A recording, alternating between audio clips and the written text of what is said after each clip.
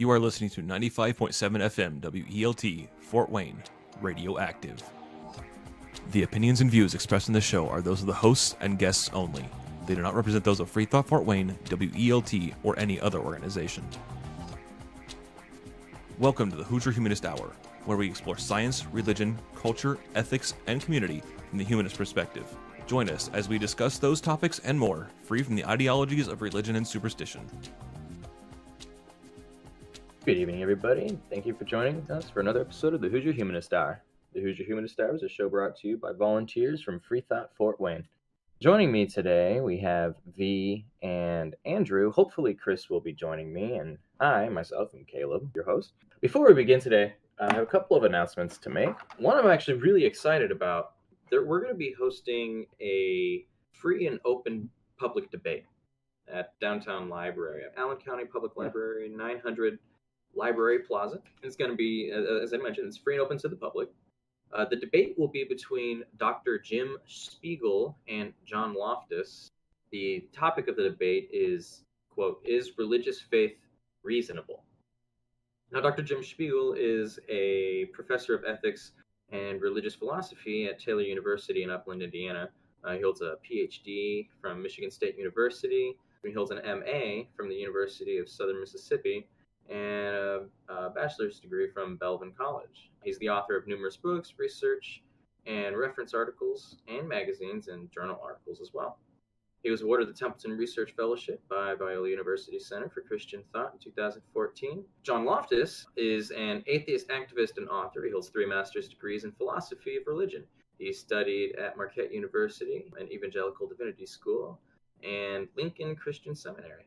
He majored under Christian apologist Dr. William Lane Craig. He's the author of 7 books and the co-author of 3 additional books as well. He quite often travels the North American continent doing speaking and debating engagements. Right now, I believe he's doing some traveling as we speak.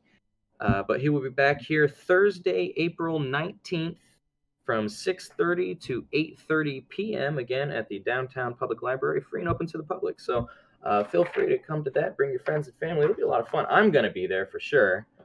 I'm actually really excited about this debate. This will be the first live debate that I've ever actually seen, to be honest with you. Has any of you guys ever been to a live debate before?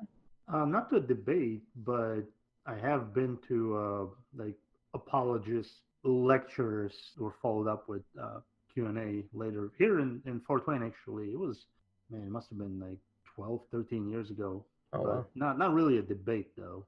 I'm right there with you. I've been to a couple of lectures and seminars, both for apologetics and for counter-apologetics and just other miscellaneous quote-unquote atheist-related things. But yeah, like I said, I've never actually been to a live debate, and I'll tell you, I've said it many times, but I became obsessed with the debate world, the 4 horsemen, all that, and I've just never had the time to get away. I'm a busy guy, and I've just never had the opportunity to try, because most of these events are held in major cities, because that's where they draw the most people, obviously. We're quite fortunate to actually have this debate, to be honest with you. John Loftus is a pretty renowned debater, so I'm kind of surprised that he'd be doing this one free and open to the public. Not as a punch to John Loftus' gut or anything. I'm just saying, he's a professional, so kind of speaks to his character. Yeah. He's been a friend of the FreeThought Fort Wayne group for a long time now. He's been to our events many times, so I assume he's partially doing it, to be nice to us. He was talking to me a while ago about. Go ahead. I was just having coffee with him at one of our meetups, and he was trying to talk to me about possibly becoming a professional activist. He was telling me what that world was like and the benefits and all of that. And so, it's just, I'm not quite ready to make that sort of commitment just yet, because I'm not gonna lie, I have a pretty good job, and it's not one that I'm likely to walk away from. So I would need some pretty serious incentive. Exactly, and I got a son that I have to prioritize. And I'll tell you, the older I get, the more paranoid I become about his education. Right. I've been trying to keep my eye on the education system as much as I can. and it's kind of spooky. I'm still trying to figure out where we're gonna send him to school, what sort of things we're gonna deem acceptable, not acceptable, etc. But anyway, that's a huge major aside, and I apologize for that. Yeah, yeah. Well, no, no. I mean, it's related. It's related, I guess. What do you like with these debates? The Loftus debate, and I know that we're potentially working on another one, and I know you may reveal that later on in the show potentially. But what do you hope to get out of a debate? I mean, I was talking to my girlfriend the other day, and she was asking me, why do you want to do that? She was saying, these debates have been had for hundreds of years now. Everything that there is to be talked about has probably been talked about. And that was her thing, is like, do you think that people are interested? And like, what are you trying to get out of it? Well, anymore, what I hope to get out of any debate is to listen to a question that I haven't heard before, or at the Yeah. very least from a perspective that I've never thought of. I'm in it for the opportunity to learn something. That's why I became so passionate about my atheism and humanism in the first place. I had this thirst to try and understand as best as I could the reality around me. I realized that pretty much my all of my fundamental beliefs were wrong, and I had to figure out where to go from there. So Yeah. that's kind of the foundation for why I say that. But honestly, I also go to or want to go to these debates because I just enjoy them. I think they're fun. I mean, I'm just going to be honest, man. I love these things, especially when you have really lively debaters like Jim Spiegel and John Loftus. I don't know if you've ever seen John Loftus or Jim Spiegel debate before. I haven't seen a Loftus debate nor a Spiegel debate, but I did read Spiegel's autobiography, and not, I mean, I didn't like read his entire biography, but I like skimmed over some of the topics that his dissertation was on, and it was pretty scary stuff. That You guy know, is on hardcore. Yeah, when I had heard the name, I thought that I had actually seen this guy debate before. I was wrong. However, I have heard people refer to him on several occasions, so he's at least well known enough to be spoken of secondhand by people who are relevant enough to listen to. For what it's Who worth, who are you guys talking about? Dr. Jim Uh, Spiegel. Oh, okay. Yeah. From what I gather, he's a pretty firebrand, very lively person on stage. Whether or not that's true, I don't know. I'll find out on the 19th. But John Loftus, I've seen him on stage several times, not in person, obviously, as I mentioned, but he's fun to watch. He's different. There's something different about the way that he approaches debate. It's very unapologetic, which is not too uncommon, but I don't know. It's hard to describe. You just have to watch him and see for yourself. And I hope you do. And if you want the opportunity, again, Thursday, April 19th, 6:30 to 8:30 p.m. yeah, it's interesting, when you look at Spiegel, I guess, this is straight up from his website on Taylor University that kind of describes what he's working on and all that. And he says his dissertation was on the apologetics of George Berkeley. And this guy was some kind of philosopher in like who lived from 1685 to 1753. He was Irish philosopher. I mean, get a load of this. Apparently, he was pushing a theory that was called immaterialism, and apparently that theory suggests that nothing actually exists, like material stuff don't really exist. It's like just ideas in your head. Okay. Yeah, like tables and chairs and stuff. Like apparently that stuff doesn't exist. Like just ideas in your mind, Well, and I've heard that's just similar things weird. before. I've heard similar theories come out of physics, to be honest with you. Like, for example, I've heard interpretations of quantum physics that suggest that the chair that I'm sitting in right now doesn't really exist. It's just more likely to exist than not to exist.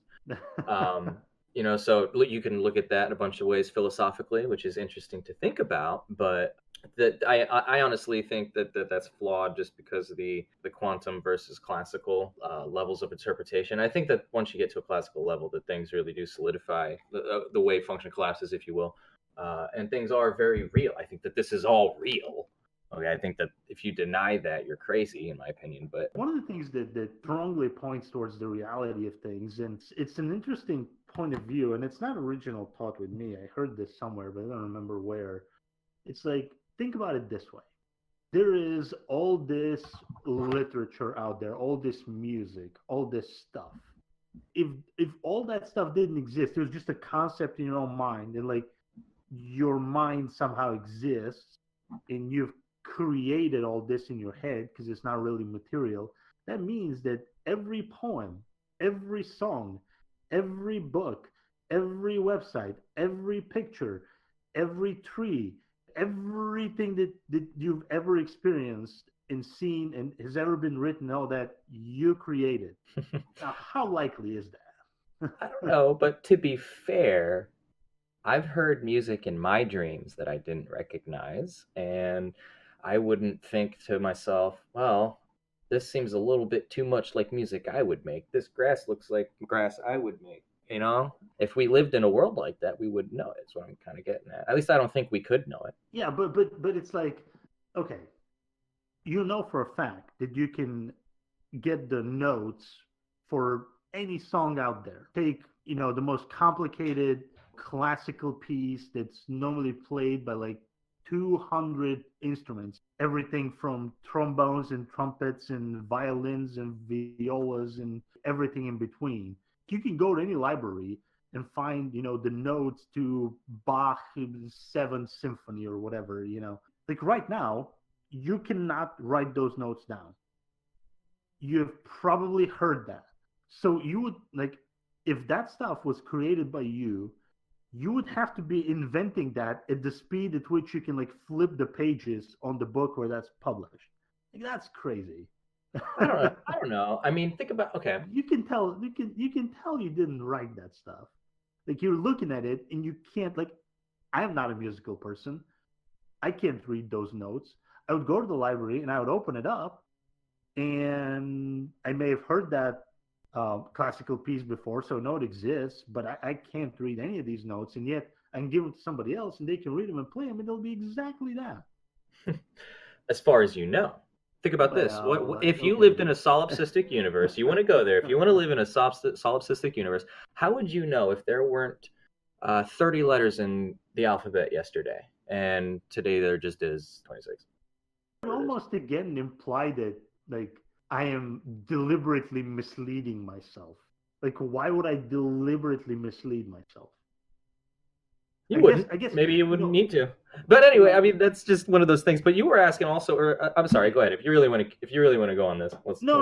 I was gonna say, there was what's that TV show that envisions like various different alternate realities? I don't remember what it was called. Oh, you gotta be more specific. Dark Mirror, Twilight. Dark Mirror, and there's something on Amazon called Electric Dreams. I don't know which one of these it was, but one of the episodes was these people. It was like post-apocalyptic era, and there was this factory that produced everything you could ever want, and like this factory kept delivering stuff to these people, but the people didn't want it, and they were trying to figure out like how to hack into the factory to make the factory stop producing because it's polluting and all this, right?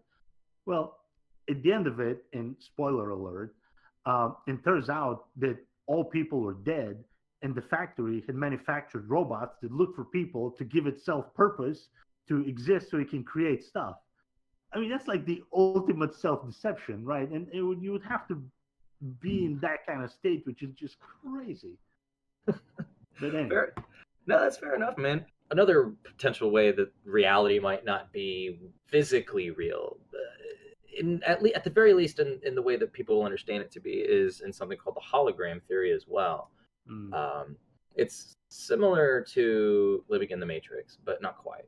It's a theory that suggests that there really isn't 3 dimensions, but there are only 2. Okay, and the way that you can imagine this is to understand that we already have the capacity and know-how to make holograms, which are 3D representations applied to a 2-dimensional template. So if you can imagine a piece of paper that's got a really goofy looking image on it, but when you fold the paper into a tube and shine an outside light source on it, you'll see a hologram on the inside of a 3-dimensional image. Yeah. So if you can, I know that's difficult to think of, probably because I'm not describing it very well as well, but Disneyland uses this sort of technology. I mean, you can take that concept and in theory apply it to the universe itself.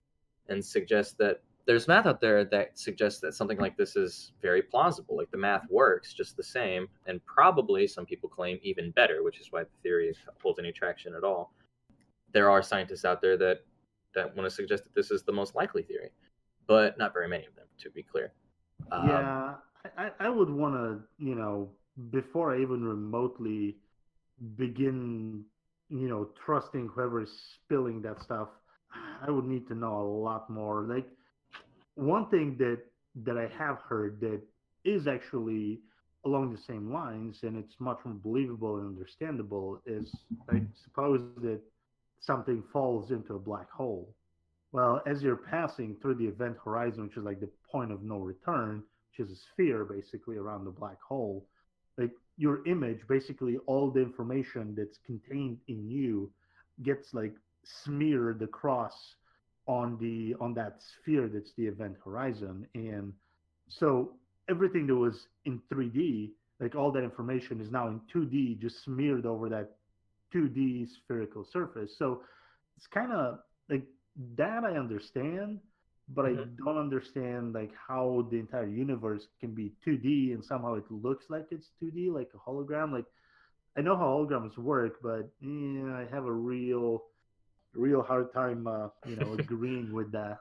Well, I agree. I don't. But then again, I'm no physicist or mathematician. But I mean, just on its face, from what I've seen, I mean, it's intriguing to say the least. Worth taking a second look at it. And I don't think that this is the type of thing that is so outrageous that you should automatically throw it in the trash. But on those realms, I was trying to think. There was something else that I was trying to think of. You mentioned the black hole. Oh, okay. So there's something out there. It's a type of mathematics. I can't remember exactly what it's called, but the short version of it's an initialism. It's just CCC. And what this type of mathematics does, this type of geometry, where instead of worrying about location and size, that these things worry about ratios instead. Mm. And if you use this sort of mathematics, allegedly you can really delve inside of what's going on with the black holes and the beginning of the universe. One of the more famous physicists, gosh, I can't really think of his name. One of the super famous ones came up with this idea that we have what are called eons, I think is what he called them. There's just a Big Bang event, then that universe expands for basically ever, for infinity. And then at some point at that near infinity, another universe will spawn right on top of the next one. If you can imagine it on your computer screen, for example, what you would see is a series of cones, one on top of the other, on top of the other. And it's a sort of multiverse theory, but the way that he described it, and the reason why I'm even bringing this up is because he can make sense of the operations of black holes and the generation of our universe by using this type of mathematics, because if you worry about ratios as opposed to specific sizes and orientations, when you look at the beginning of the universe versus the end of the universe, I guess they look basically identical in some way, in such a way that this is where you get this that one cone on top of the other, because it just somehow works out. Look into it, because I honestly never I know what expected you're to have talking this about. I know conversation. what you're talking about, but and I know I've looked at that, and I don't remember exactly what that was called to let people know. One type of math that is kind of like that. It's called fractal mathematics, and basically fractals are things that no matter how much you zoom into them, they kind of look like the same thing that was zoomed out. And there's like really trippy videos that you can watch. And it's like you keep zooming in on this picture and like the same thing just keeps happening over and over and over again. And a lot of things in nature are fractal. Yeah. The bigger thing looks like the smaller thing when you zoom in on it. And like our bodies are fractals, mountains are fractals, like everything is Tree basically, limbs, yeah, basically. yeah, snowflakes, like Beaches, everything can be just, shorelines, that is to say. yeah. Which is actually, that creates a really big problem with, I can't remember what it's called, but map making.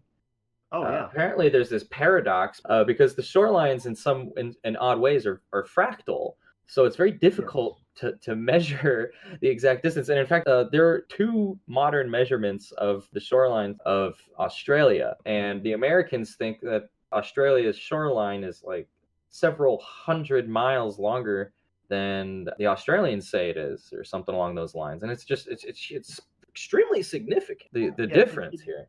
the problem is more commonly known as the coastline paradox, and a lot of people have expressed it as how long is the coastline of Great Britain, and basically it just depends on your yardstick. The smaller your yardstick, the longer the coastline, and it seems like it can go on forever, and you'll just keep getting bigger and bigger and bigger without bounds, which is completely insane and absolutely counterintuitive.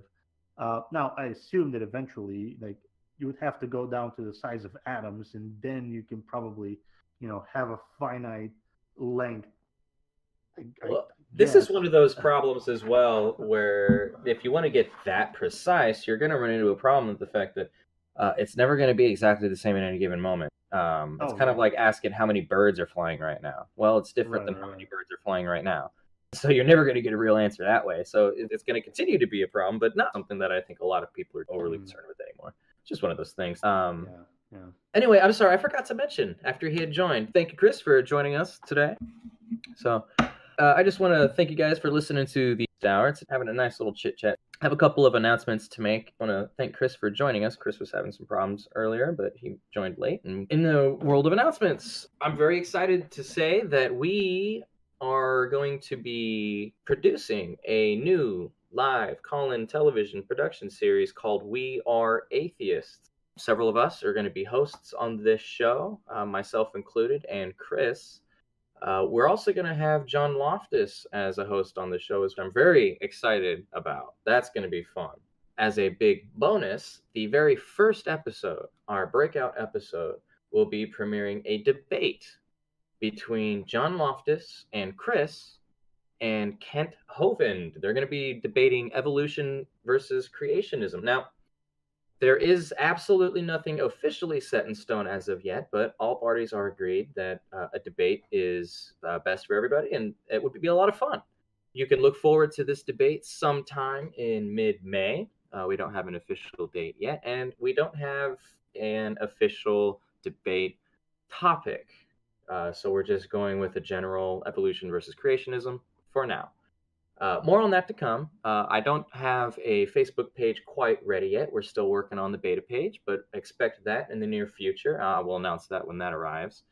And I'd also like to mention to anyone who might be listening, if you are a member of FreeThought Fort Wayne or wish to become a member of FreeThought Fort Wayne, and you would like to participate in any of these programs,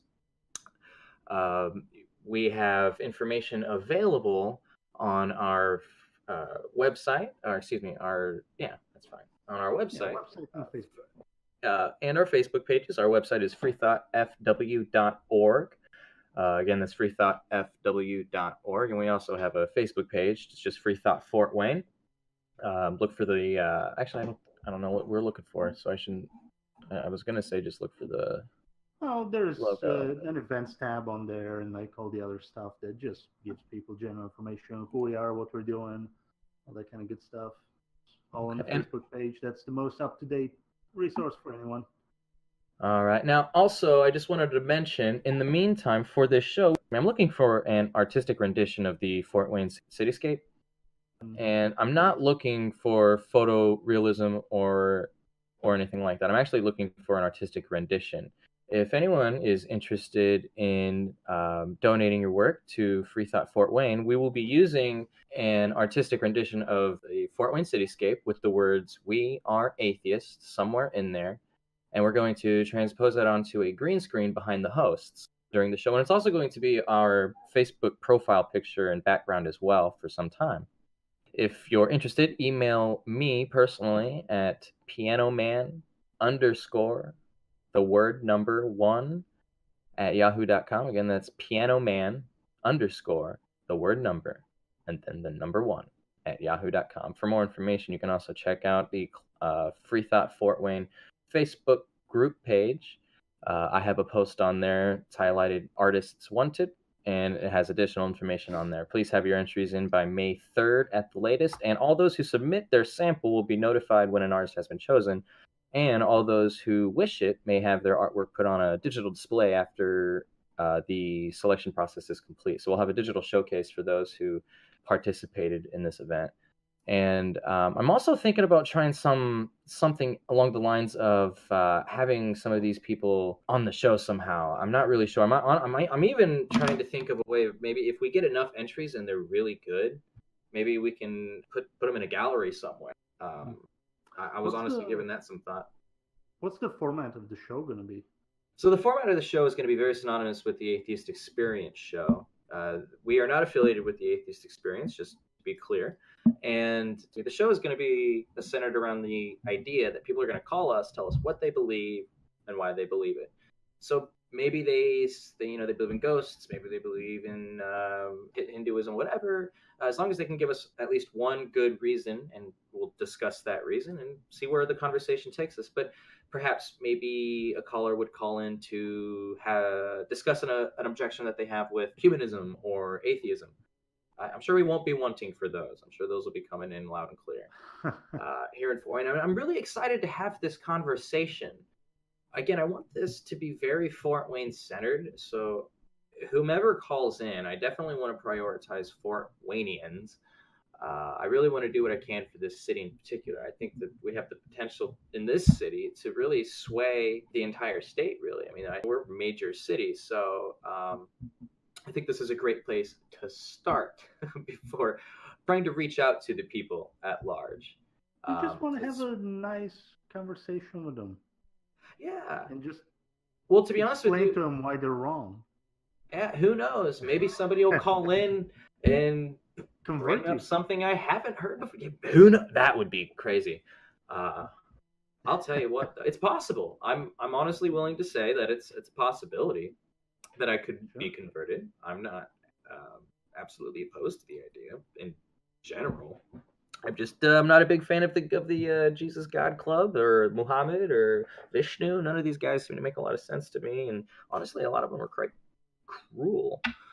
Not my cup of tea. But if somebody can prove it to me that it's true, then that's too damn bad, because it doesn't matter what I want. And that's the point. And I'm actually willing to have. That's going to be a conversation that comes up. I guarantee it. Someone's going to call up and tell us basically 100 different ways, whether they realize it or not, that they would just hate a universe which God doesn't exist in. So God's real. Yeah. And if God wasn't, why aren't you, out there raping and killing people? Come on now. Yeah, the moral realm is fun. That's honestly my favorite right now. Because it really does. That's really the point where it starts becoming very political. So I've found myself becoming more and more political lately because of that. But I think these are important conversations. I mean, it doesn't have to be very political, because there is, Christians and Muslims and Hindus and Buddhists.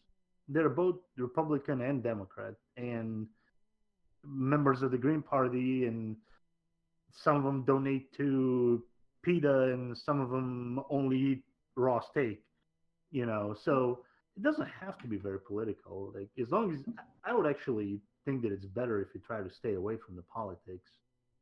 I tend to disagree myself. I think that the most important thing we can concern ourselves with as a society is politics, because that's what governs pretty much everything. I mean, the one way that we lose grip on the comforts and luxuries that we have is when they get stolen because we decided not to care anymore.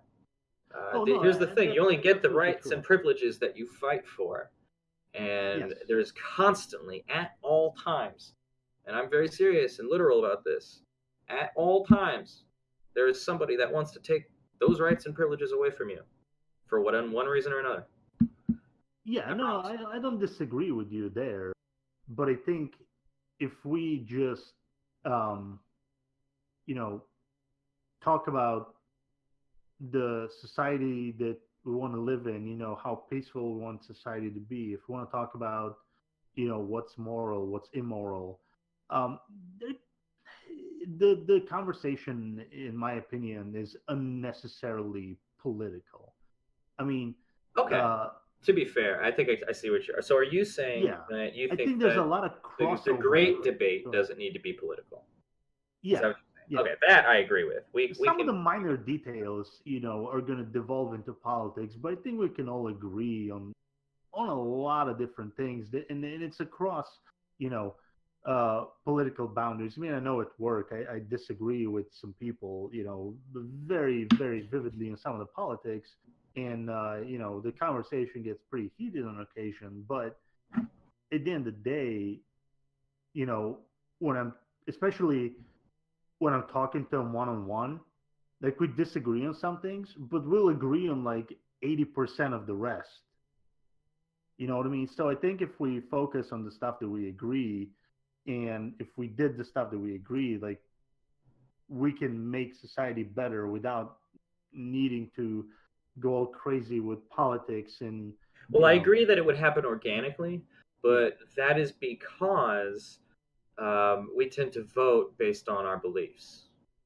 It's right, it's right, very rare. I mean, you tend to see, like, for example, the differences between um, well, I'm going to make a distinction anyway sure, between religious beliefs and political beliefs in so far and personal beliefs. Let's throw that in there. So yeah, let's make it a sure, trichotomy. Because vegans, for example, I think would be uh, well, I think maybe that. Oh, let's try vegetarians.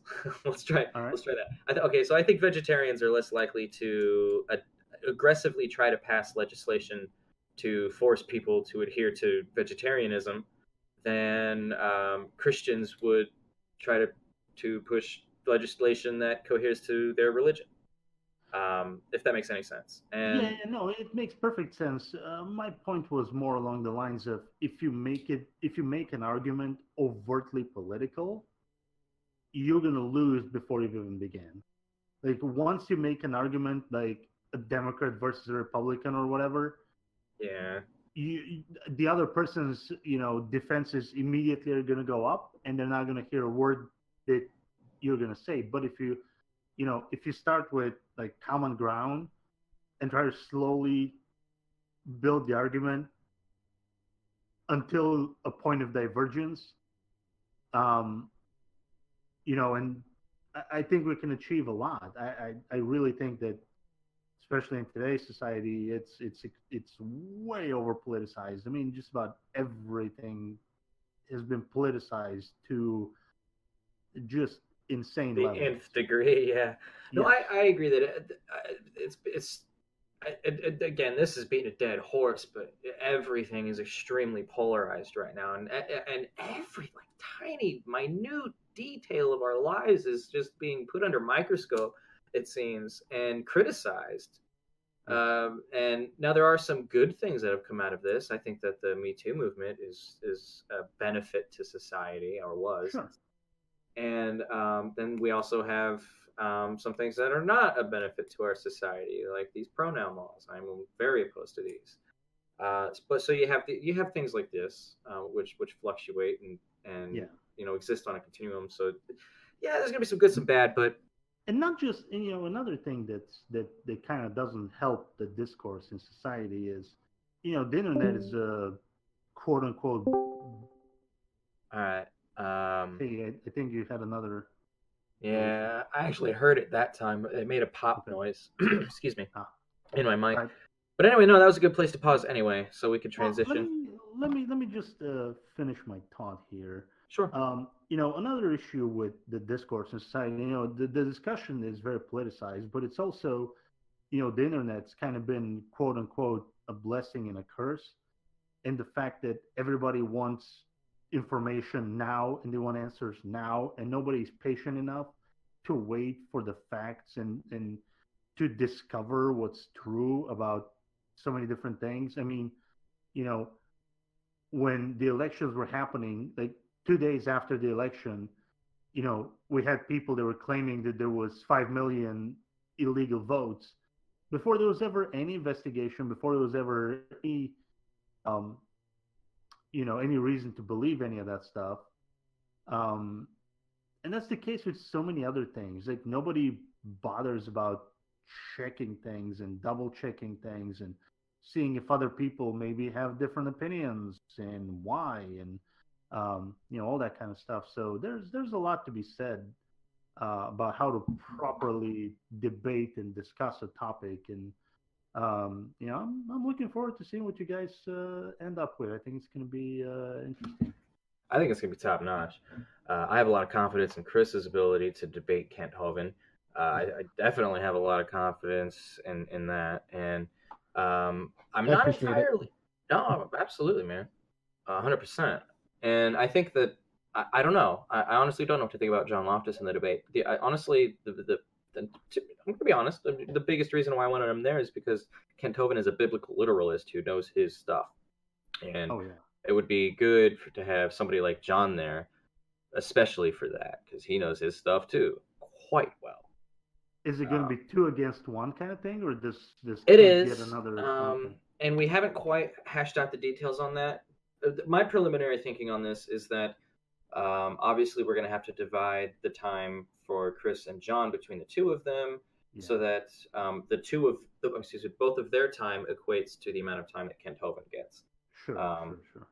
And I haven't quite worked out how that's going to happen yet. But I don't know. I'm kind of thinking to let them just kind of figure out how they want to do it between themselves. Yeah. At least John and Chris, and pass that along to Kent, see if he likes it. But They have very different areas of expertise, Chris and John. So I assume they won't step on each other's toes too much.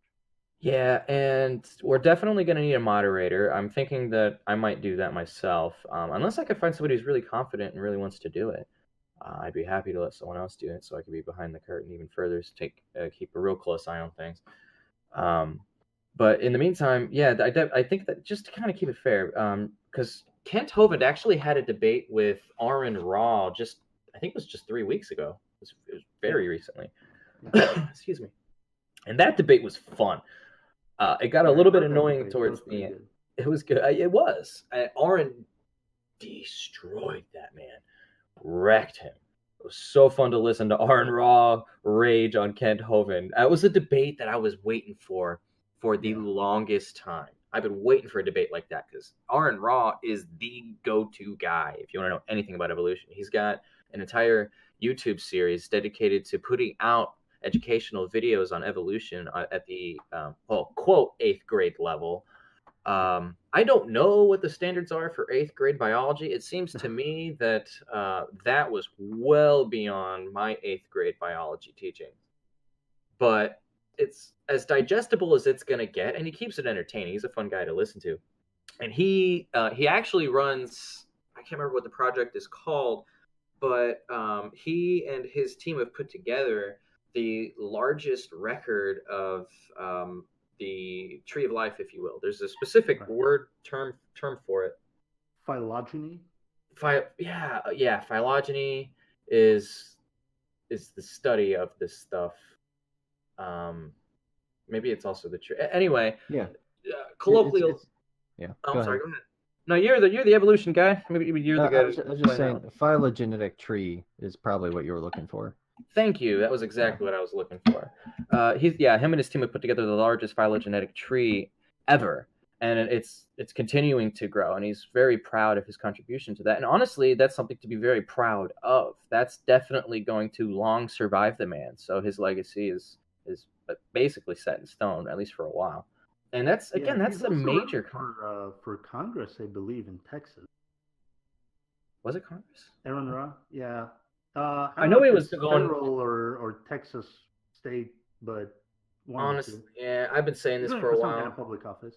Personally, I think that was a bit of a mistake to do that in Texas. Now, I understand why he's doing it, and I understand the necessity of having somebody that on our side of doing that. I understand that we need somebody doing that. I wish it wasn't Aaron Raw, personally.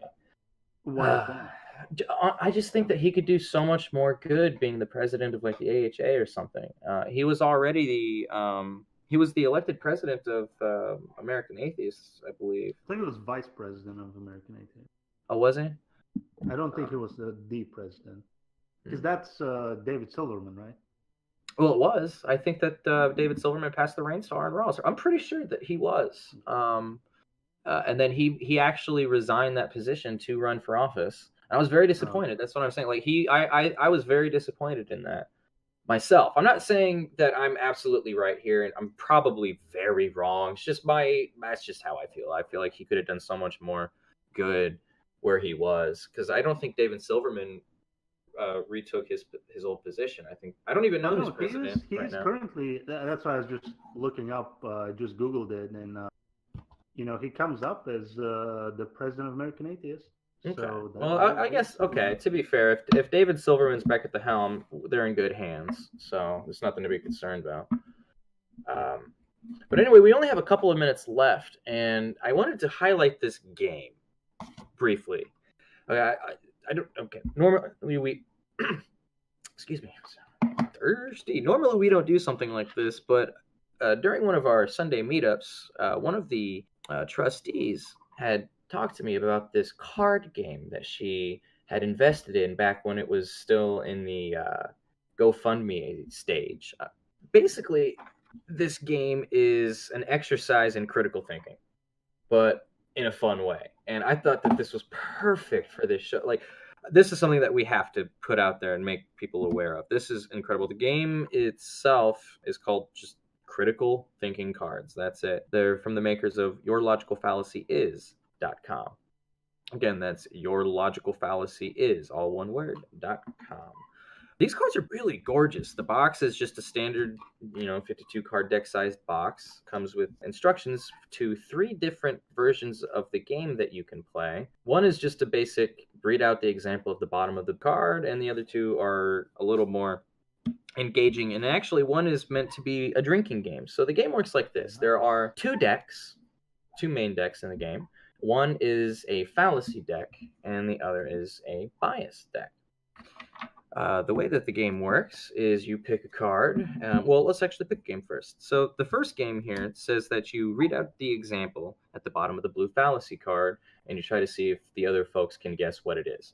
After you guys have played the game a couple of times, you'll get to a point where you'll end up making up your own examples and seeing if they can figure it out, which will come into play in the other 2 games here in a moment. But That's for the the meantime, expert level. yeah. Honestly, thinking about that sort of thing on the fly can be pretty hard. I tried this game out for just a minute. I haven't had the opportunity to play it with anybody except for that Sunday when I got these cards, and it was just for a minute. But I have looked these cards over, and they're really interesting. So let's just take a couple out and see what they look like. So this one here, again, it's a beautiful looking card, and Aren't those? I I love think the front of it. I think I saw those cards. Aren't they? Kind of. They look very similar to. We talked about cognitive biases a while back, and a lot of what I talked about was off of this one big chart that just had them all summarized. And these cards very much look like that chart.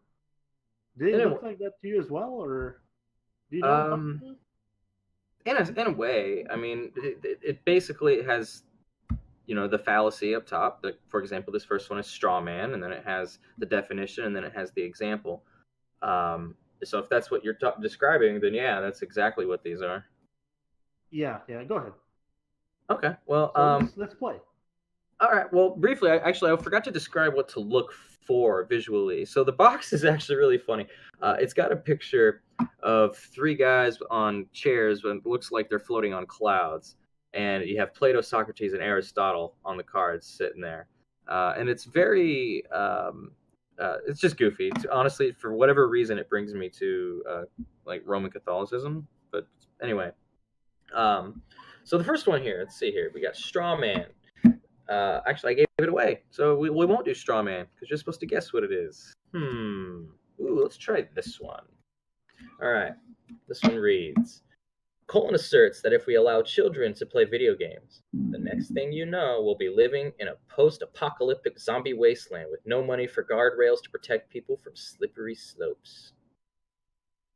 Well, What's isn't that? that the slippery slope fallacy? It is, and I give you a nice little clue right there in the definition. Clue is in the title.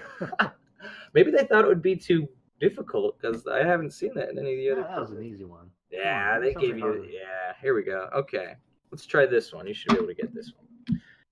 Okay. Luke didn't want to eat his sheep brains with chopped liver and Brussels sprouts, but his father told him to think about the poor, starving children in the third world who weren't fortunate enough to have any food at all. Ooh. What is Not his not father sure. appealing to there, V? Um, He's trying to force him to change his ways by appealing to. Think of the poor, starving children, V, and yeah, that plate thinking of of the food poor that you're starving not gonna children. eat. This is Um, fine. I don't know. No, okay, I need All right, I this give one. Here up. we I go. give up. Give up. This one's the appeal to emotion. Ah, yeah, that's true. Yeah. Yeah, and again, there's a bunch of these here. Let's see if I can find one that I've never even seen before. Hmm, let's see. No, but we'll just try the one more. Let's try this one. All right. Last one in the fallacy category. Angus declared, no, gosh, that one's too easy because they give clues in that one. Again, it starts out easy, but the other games get a bit more difficult. So, for example, in the other two games are very similar to one another, but the drinking game just incorporates drinking, but basically they're the same game. What you do is instead of reading the example, what you would do instead is take either one of the fallacy cards or the bias cards at random and put it on your forehead away from you. And everybody has Oh, to get you to guess what it is by using your fallacy or bias on you. okay. And so if you can Oh, imagine doing something like that, I think that would actually, I really do want to try that out in drinking form. I think that'd be pretty fun. Because I I've seen wonder if that similar would games. be. I wonder if that would be a useful game for to teach children about critical thinking. Does it have on the box there like how young of a child can play this game? Let's see. Hmm. It says suitable for human beings, 8 years old through old and crotchety. Wow, as young as 8, huh? I can try it on my nieces. Well, well, actually, it's not too bad. I mean, you obviously you'll have to go at least once through with them Yeah. on these cards, but I would probably imagine that if I were to play this with my son in like 3 years, I'd probably just take like 10 of the cards and use that. Just stick Right. with Right. 10, just a small number, and a couple of the easier ones as well. But the bias cards unfortunately don't work in the same way that the fallacy cards do. I wish that they did. I wish that you could do that game that we were just playing both ways. Unfortunately, the bias cards are strictly for the types of games where you put it up against your head. It's just so much useful information here, man. Oh wait, hold on. I've missed something. Ooh, bonus. What do we have here? There are also three call out cards. It says your thinking is bad and you should feel bad. If you've been given this card, it's because the things you said were so full of fallacies and dodgy logic that it would take them too long to identify all of them. Is there Oh, something? okay. So I guess like if you're doing the drinking version of the game, or even just a heads up, but I would imagine this is more likely to come up in the drinking version of the game. You'll probably have like a barrage of people talking to you at the same time, and then one person might not quite get the bias and end up using like 4 or 5 different biases trying to get you to say that one bias. Throw this card at them, take a shot, we're done. You probably have to earn these cards In somehow. the drinking game, you want to earn that particular card gold Sure. so you can drink more. See, these are the types of games that are fun to make your own house rules on too. Oh I've yeah. found anyway. But then again, I'm kind of a game nerd. My friends and I, whenever we happened, which is much it's becoming more and more rare as time goes on, but we like to get together and play nerdy board games and card games just like this. This is the type of thing that we're really into, and I actually want to give this a shot with. I don't know. I don't know if they'd Hey, be. We'll bring it to try a it. Sunday meeting. We'll give it a shot.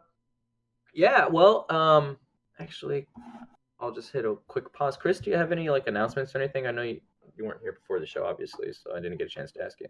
Well, I haven't really talked about this yet because I'm still kind of trying to recover from it. But turns out on St. Patty's Day, at the end of the day, when I returned from my grand adventures, come to find out that St. Patty had visited my apartment and claimed the life of one of my snakes.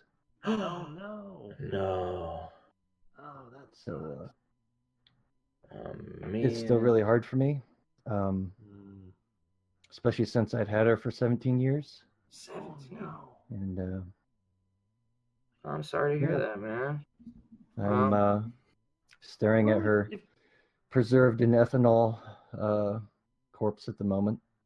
if you want to mention, how snakes can be, pets or something like that, um, because a lot of people don't even think about snakes as pets and like they hate them as animals or something like yeah, that. like for example, I used to have a pet snake and it died because it choked on mice. Long story short, I didn't realize, thank you, Chris, that you can overfeed your snakes. I don't know why that thought never even occurred to me or my family, but our snake was obese, come to think of it, and it ended up choking to death because of its gluttonous behavior.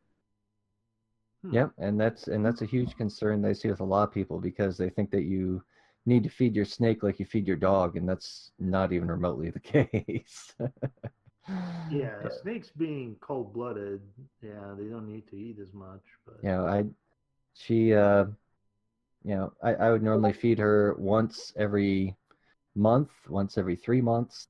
So, yeah, that's a big concern just because people like to feed their snakes like they feed their dogs. And so you end up having a situation where people don't understand the metabolism of a snake and how it's a lot slower than that of their mammalian warm-blooded pets that they're used to having.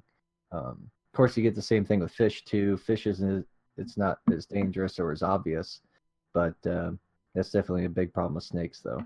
But for my snake, I would feed her like once a month, once every 3 months, and wow, she'd be that just fine. Um, but what do you feed a snake? well, it just kind of depends on the type of snake that you have and what kind of things they recognize as food. Oh, okay. So for my snakes, they were fed rats and mice. They Okay. easily saw those as food. They never recognized anything else as food, at Oh, least to my knowledge. So, I should have called some. you up. I recently caught two mice in my apartment. Could have fed the snake. Yeah. It wouldn't bite me, right? We could just let it roam around. Yeah, right, right. I keep a warm apartment. It would have been fine. uh, yeah, snakes are kind of funny. But no, I'm pretty sure my snake died of old age because she was doing great health wise. She was putting on weight and acting just fine. And in a matter of like 10 days, she just like plummeted. Um, Wow. and so I think it was old age because I've seen the same thing happen in the lab when I was Mm. caring for 120 snakes. Wow. Um, Wow. and based on guesstimations of her age, I'm guessing she was about 30, which is pretty old for a Whoa. snake. Um, I and didn't she was realize acting, snakes live that long. yeah, and she was acting kind of slow and arthritic Hmm. last October during the Science Central Sci-Fi Central event when I had her, Yeah. as Nagini and I was dressed up as Voldemort. Um, Wow. so Oh, Nice. she was that's acting a little slower than usual, but that is the perfect costume, my guy. That is yeah. on point. But you know, Do I was you sitting here take your thinking about it. Huh? do you ever take your snake to the vet? Like, how do you recognize if a snake is sick? I was just about to ask the You same can thing. tell. You can tell. Once again, being in a lab with so many snakes, there were a few times that we had to call a vet in because there was clearly something wrong, whether it was scale rot or some sort of respiratory infection or some sort of Uh, neurological impairment. You can tell when a snake is sick, um, just or when there's something agitated wrong or with it. something? Yeah. So it's pretty clear. Um, Oh, but yeah, none of those symptoms happened with my snake. Like I said, based on what I've seen and on the snakes that I've seen in the lab, who I knew were very old. I think those snakes in the lab died when they were 14 and 17 years old. Pythons live longer than those types of snakes, so that's why Mel got to live to be twice that age. yeah. But I think we should have a show dedicated to snakes because there's so much misunderstanding about the snake as an animal, and people only see it as this vicious creature that all it does is like try to kill you. and I'm pretty sure that's likely to not be anywhere near the truth. So Well, and that's what's really quite incredible, just in the 17 years I've had her. Mhm. If you really sit down and think about it, she has been the best educator when it comes to this stuff, because she has literally educated thousands upon thousands of people about Wow. snakes. I mean, I have taken her out everywhere, to state parks, to schools, to Science Central. I have taken her everywhere with me and educated so many people. And, you know, I'm kind of curious. Can you actually, to any degree, socialize a snake, or are they just like robotic meat suits, like that just operate from stimuli consistently? Or like, for example, you say that she was a great snake. Now, is it more likely that she's a great snake because she's been around people this whole time, or is it just that she probably just as her breed wouldn't normally be attacking people? so there's a couple things. It's kind of like in dogs, you know. Each animal has its own personality, but also within the breed, you have certain tendencies. So it's just like with dogs, to where in ball pythons, they tend to be calm, but unfortunately, they also tend to be shy. Fortunately, the two snakes I have aren't really shy. Um, and the one snake, the snake that's remaining, um, he's very social, but has no particular attachment to me, which I think is kind of strange. The snake that died, she was very attached to me, and she would always come back to me uh, when she was, being handled by somebody else. Wow. Huh. I didn't. That's a lot more than I thought a snake capable of right there. Yeah, I agree, V. I think we should. Why not? Let's do it. Let's do a show on snakes. That sounds fun. Well, on that note, guys, I think that's a good place to end it off. Thank you, Chris. Thank you, V. Thank you, Andrew, as well, for helping out back there. And I want to thank you guys for listening. Have a great day, everybody. Yep. That is all the time we have for you this week. This has been the Hoosier Humanist Hour. Be sure to check out FreeThought Fort Wayne on Facebook and on meetup.com. Thank you for listening, and we hope your days are filled with logic, reasoning, and the eternal quest for knowledge.